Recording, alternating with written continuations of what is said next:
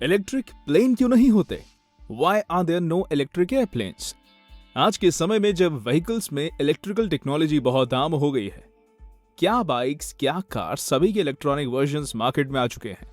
यहाँ तक कि पटरी पर दौड़ती ट्रेन भी इस टेक्नोलॉजी से अछूती नहीं है। हर ब्रांड अपने वाहनों के इलेक्ट्रिक मॉडल मार्केट्स में उतार चुका है। ऐसे में आपके मन में एक सवाल आता होगा कि क्या इलेक्ट्रिक प्लेन्स भी होते हैं? अगर नहीं तो क्यों अभी तक इलेक्ट्रिक प्लेन्स नहीं बनाए गए? क्योंकि नॉर्मल प्लेन्स को इलेक्ट्रिक प्लेन से रिप्लेस करके बहुत बेहतरीन बदलाव लाए जा सकते हैं।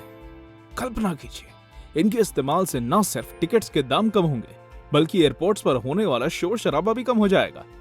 यहाँ तक कि नॉर्मल प्लेन्स में हमें बहुत बड़े रनवेज की आवश्यकता होती है, लेकिन इलेक्ट्रिक प्लेन्स में बहुत छोटे रनवेज की जरूरत होगी।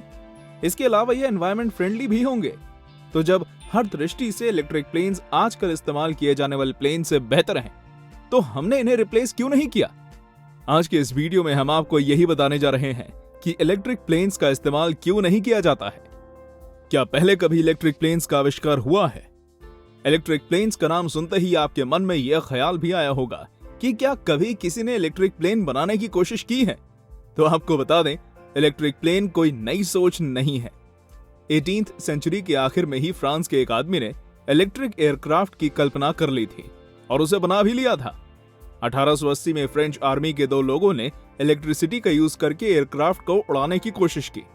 उनका प्रयास सफल भी रहा और वे दुनिया के पहले इलेक्ट्रिक प्लेन का इस्तेमाल करके हवाई यात्रा करने वाले पहले मानव बने, लेकिन महज 15 मिनट के लिए। यानी अगर आप सिर्फ इलेक्ट्रिक प्लेन में उड़ान का मजा लेना चाहते हैं, तब तो ये टेक्नोलॉजी आपके काम की है, लेकिन इसका इस्तेमाल यात्राओं के लिए नहीं किया जा सकता था। और शॉर्ट बैटरी लाइफ वाले प्लेन्स की यह समस्या लगभग अगले 100 सालों तक रही। यही वजह रही कि इलेक्ट्रिक प्लेन्स को बनाने के लिए प्रयास नहीं किए गए। क्यों इलेक्ट्रिक प्लेन्स का इस्तेमाल नहीं किया जाता है? जैसा कि हमने आपको बताया कि इलेक्ट्रिक प्लेन इस्तेमाल ना होने की सबसे बड़ी वजह है बैटरी का इस्तेमाल। सबसे पहले जिस इलेक्ट्रिक एयरक्राफ्ट का इस्तेमाल किया गया, वो सिर्फ 15 मिनट तक ही हवा में रह पाया था। बैटरी की इस समस्या की वजह से लगभग 100 सालों तक इलेक्ट्रिक प्लेन टेक्नोलॉजी विकसित नहीं हो पाई। 1980 में जब लिथियम इयॉन बैटरी का आविष्कार हुआ, तब वैज्ञानिकों के मन में फिर से इलेक्ट्रिक प्लेन्स बनाने का विचार कौन था। लिथियम इयॉन बैटरीज उस समय उपलब्ध बैटरीज में सबसे ज्यादा शक्तिशाली थी और यही वजह थी कि साइंटिस्ट्स को लगा शायद उनकी पावर का इस्तेमाल करके इलेक्ट्रिक प्लेन्स को उड़ाया जा सकता है। लेकिन प्लेन्स के लिए यह भी पर्याप्त नहीं था और आज भी हम इतनी शक्तिशाली बैटरी नहीं बना पाए हैं जो प्लेन को उड़ाने के लिए काफी हो। प्लेन को उड़ाने के लिए हमें ऐसी बैटरी चाहिए जिसका साइज छोटा होने के साथ वो काफी पावरफुल हो। आज की डेट तक हमारे पास जो सबसे शक्तिशाली बैटरी है, उसकी क्षमता सिर्फ 350 वॉट आवर प्रति किलोग्राम है। यानी एक प्लेन को उड़ाने के लिए हमें ऐसी कम से कम 800 बैटरीज की एनर्जी को एक साथ मिलाने की जरूरत पड़ेगी और फिर भी इनके द्वारा उपलब्ध एनर्जी जेट फ्यूल से उत्पन्न एनर्जी की तुलना में बहुत कम होगी। क्या कई बैटरीज को जोड़कर प्लेन उड़ाया जा सकता है? बैटरी को आप बिल्कुल वैसे ही समझ सकते हैं जैसे 80 के दौर के कंप्यूटर्स, जो कि आकार में तो काफी बड़े होते थे, लेकिन पावर के मामले में आज के समय में मौजूद कंप्यूटर से बहुत पीछे थे। आज के समय में उपलब्ध बैटरीज भी इन्हीं 80 के कंप्यूटर जैसी है, जिनका वजन तो काफी ज्यादा है लेकिन पावर बहुत कम।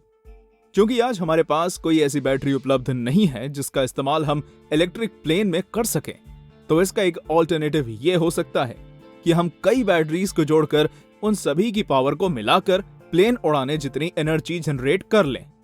आखिर इस टेक्निक का इस्तेमाल हम कई क्षेत्रों में करते आ रहे हैं। क्या आपको लगता है ऐसा संभव होगा? असल में ऐसा किया जा सकता है, लेकिन एक बड़ी समस्या है बैटरीज का वजन अधिक होना। हमारे पास जो बैटरीज उपलब्ध हैं, वो वजन में काफी भारी होती हैं और अगर हम प्लेन के टैंक में ज्यादा बैटरीज लगाएंगे तो इसका असर प्लेन के वजन पर भी पड़ेगा और जब प्लेन का वेट बढ़ेगा तो वह उड़ नहीं पाएगा। तो उसे उड़ाने के लिए हमें और ज्यादा बैटरीज लगानी होंगी, जिससे प्लेन का वजन और बढ़ जाएगा। यानी आप समझ ही गए होंगे कि कई बैटरीज का इस्तेमाल करने का आइडिया हमारे किसी काम नहीं आने वाला है। इलेक्ट्रिक प्लेन्स के निर्माण में होने वाली देरी की वजह। इलेक्ट्रिक प्लेन के निर्माण में बैटरी ही एकमात्र समस्या नहीं है। दूसरी समस्या है सर्टिफिकेशन। जी हाँ, कोई भी प्लेन आप ऐसे ही नहीं बना सकते, उसे कई टेस्ट से गुजरना होता है। यहां तक कि इसे बनाने में इस्तेमाल हुए बोल्ट्स और स्क्रूज को भी टेस्ट किया जाता है और किसी भी प्लेन को हवा में भेजने से पहले ये जरूरी भी है। ऐसे में नए प्लेन्स का निर्माण कर उसका सर्टिफिकेशन करवाना काफी मुश्किल हो जाता है। इतना ही नहीं, ये सर्टिफिकेशन प्रोसेस काफी लंबा है।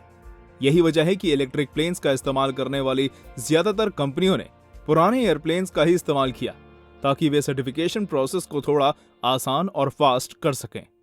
इसमें ये लोग प्लेन का गैस टैंक हटाकर उसमें बैटरीज या इलेक्ट्रिक प्रोपल्शन सिस्टम को फिट कर देते हैं।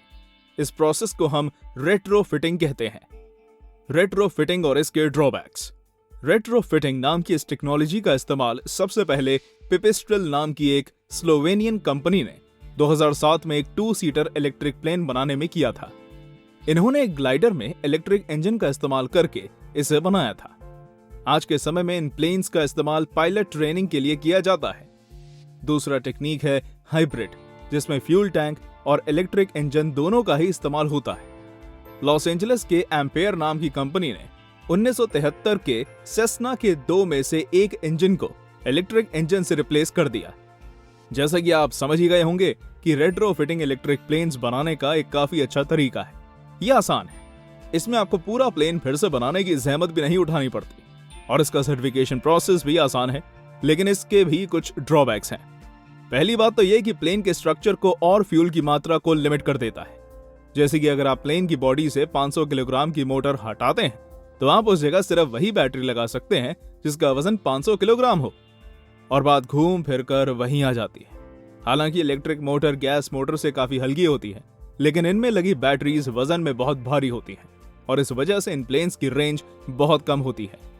इस टेक्नोलॉजी का इस्तेमाल करके प्लेन सिर्फ 150 किलोमीटर की दूरी तय कर सकता है।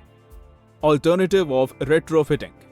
इजराइल की एक कंपनी ने रेट्रोफिटिंग का ऑल्टरनेटिव खोजने की कोशिश की है। एविएशन नाम की इस कंपनी ने इन्होंने फ्यूल टैंक में बैटरी लगाने के बजाय प्लेन की बॉडी को ही बैटरी के इर्द गिर्द डिजाइन कर दिया है। ये एक 9-सीटर प्लेन है जिसमें प्लेन के हर हिस्से में बैटरीज हैं। ना सिर्फ इसके फ्यूल टैंक में, बल्कि विंग्स में, फ्लोर में और अन्य जगह भी आपको बैटरीज ही मिलेंगी। इस प्लेन को कंपनी ने 2020 में बनाया है और कंपनी का दावा है कि उनका यह प्लेन सभी सर्टिफिकेशन टेस्ट्स को पास कर लेगा। इस प्लेन के 2022 तक सर्टिफाई हो जाने की उम्मीद है। इसकी रेंज भी रेट्रोफिटिंग टेक्नोलॉजी से बने प्लेन्स की तुलना में अधिक है। कंपनी का दावा है कि ये 800 किलोमीटर की दूरी तय कर सकती है। भविष्य में आने वाले इलेक्ट्रिक प्लेन्स। एम्पेयर का इलेक्ट्रिक प्लेन इलेक्ट्रिक ईल 2021 में कमर्शियल फ्लाइट्स के लिए सर्टिफाई हो सकता है। मैग्नी एक्स नाम की एक इलेक्ट्रिक मोटर कंपनी ने वैंकूवर की हार्बर नाम की एयरलाइंस के साथ मिलकर एक 62 साल पुराने प्लेन में इलेक्ट्रिक बैटरी रिप्लेस कर दिसंबर 2019 में 15 मिनट तक इसकी टेस्ट ड्राइव ली। इसके साथ ही ये उड़ान भरने वाला दुनिया का सबसे पहला फुली इलेक्ट्रिक कमर्शियल प्लेन बन गया। इसके बाद ये भी साबित हो गया कि इलेक्ट्रिक प्लेन्स का इस्तेमाल करके उड़ान भरना संभव है। अब इन दोनों ही कंपनियां हार्बर ने अन्य प्लेन्स को भी इलेक्ट्रिक प्लेन्स में कन्वर्ट करने का विचार कर लिया है। ऐसा दावा है कि हार्बर के 40 प्लेन्स 2021 तक सर्टिफाई हो जाएंगे। इजराइल की एविएशन नाम की कंपनी का न्यूली डिजाइंड प्लेन, जिसके हर हिस्से में बैटरीज लगी हैं, इसके 2022 तक सर्टिफाई होने की उम्मीद है। हालांकि कोई इलेक्ट्रिक प्लेन भले ही रेट्रोफिटिंग टेक्नोलॉजी का इस्तेमाल करके बना हो या नया प्लेन डिजाइन किया जाए, ये इलेक्ट्रिक प्लेन्स कुछ ही दूरी की यात्रा के लिए इस्तेमाल किए जा सकते हैं। यानी भले आप एक देश से दूसरे देश ना जा सकें, पर एक शहर से दूसरे शहर की यात्रा इन प्लेन्स पर जरूर कर सकेंगे। क्या आप एक इलेक्ट्रिक प्लेन की यात्रा करना चाहेंगे? अपने विचार हमें कमेंट करके बताइए। तो ऐसे ही अन्य रोचक तथ्य जानने के लिए और हमसे जुड़े रहने के लिए हमारे चैनल को सब्सक्राइब करना मत भूलिएगा। धन्यवाद।